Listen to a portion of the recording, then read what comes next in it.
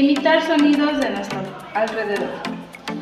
El objetivo de esta actividad nos ayuda a dotar la capacidad para reconocer diferentes e interpretar los estímulos auditivos que nos llegan a nuestro diario vivir. Se les dará a escuchar al adulto mayor los diferentes tipos de sonidos, tanto de instrumentos musicales, medios de transporte y sonidos de animales. Se les procede a entonar el sonido y se les pausa y se les pregunta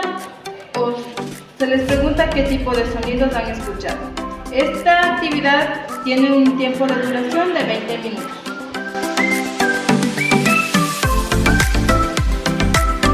Bueno, buenas tardes, señora Diana. El día de hoy vamos a hacer una actividad que es reconocer los sonidos, ¿sí? Yo le voy a presentar 3 tipos de sonidos y quiero que me diga los tipos, ¿ya?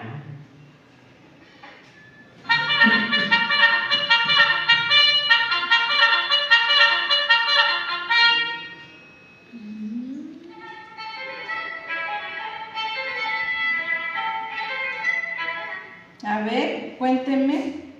Era una trompeta y otros los instrumentos musicales. Ya, muy bien.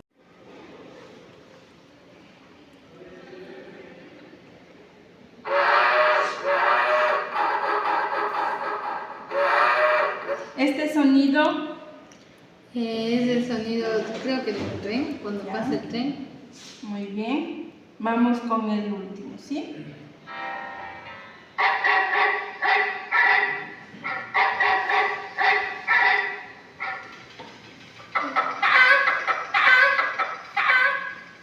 Esos 2 sonidos que escuchó, ¿me puede decir? Creo que era un perro ¿Ya? y la gallina.